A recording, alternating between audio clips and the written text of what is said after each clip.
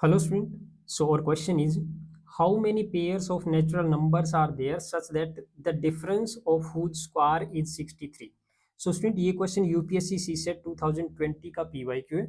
So question में क्या given है कि ऐसे नेचुरल नंबर्स के कितने पेयर्स हैं, यानी कि अगर मैं ये कहूँ कि x एक नेचुरल नंबर है, एक y एक नेचुरल नंबर है, ओके, तो इन दो नेचुरल नंबर्स के ऐसे कितने पेयर्स हैं जिनमें क्या है कि इनके स्क्वायर्स का डिफरेंस 63 हो. स्क्वायर्स का डिफरेंस मतलब x square minus y square, यानी एक्स स्क्वायर वाई स्क्वायर इनका डिफरेंस जो है वो 63 होना चाहिए.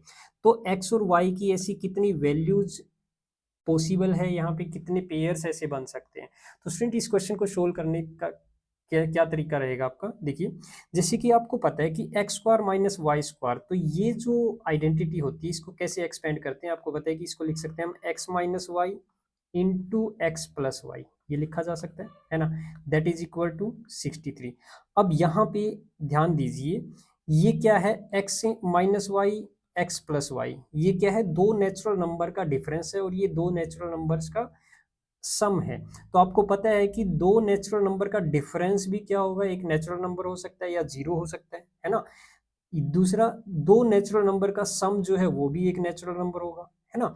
तो कहने का मतलब ये है कि यहाँ पे दो नेचुरल नंबर्स का प्रोडक्ट हो रहा है जो कि 63 है. तो अब आपको क्या करना है, 63 को ऐसे दो फैक्टर्स में ब्रेक करना है कि जिनका प्रोडक्ट 63 हो जाए. जैसे कि अब 63 को क्या लिख सकते हैं, 1 इंटू 63 लिख सकते हैं, है ना.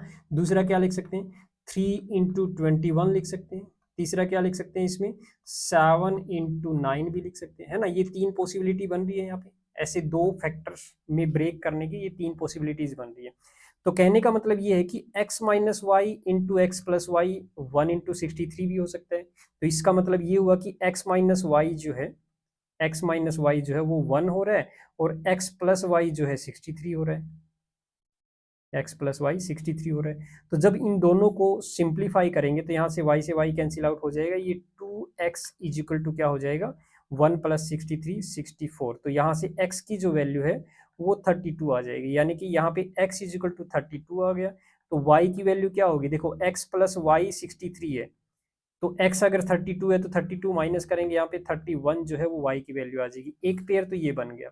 दूसरा क्या है, अगर हम ये वाली पॉसिबिलिटी लेते हैं 3 इंटू 21, तो इसका मतलब ये क्या हुआ कि x माइनस वाई 3 हो गया और x प्लस वाई जो है 21 हो गया.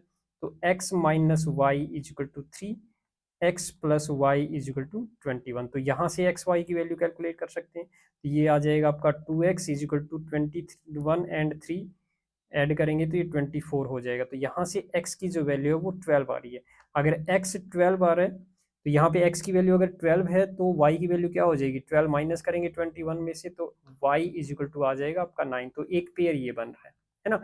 तीसरा पेयर यहाँ से बन जाएगा, अगर x minus y is equal to 7 and x plus y जो है वो 9 अगर है, तो इनको सिंप्लीफाई करेंगे तो सेम वही 2x is equal to 7 plus 9 16 हो जाएगा. तो x की वैल्यू यहाँ से 8 आ जाएगी. तो अगर x इज इक्वल टू 8 है तो y इज इक्वल टू क्या होगा, देखो 8 plus y is equal to 9 बनेगा, तो यानी कि y की वैल्यू 1 आ जाएगी. तो एक पेयर ये बन गया. तो यहाँ पे x और y की कितनी वैल्यू पॉसिबल आ रही है, 3 पेयर, यानी कि यहाँ पे ऐसे 3 नेचुरल नंबर के पेयर बन रहे हैं जिनके स्क्वायर्स का डिफरेंस जो है वो 63 होने वाला है. ओके स्टूडेंट, तो आपका आंसर हो जाएगा यहाँ पे हमारे 3 पेयर्स पॉसिबल है. Okay right. ओके बच्चों, थैंक यू, बाय.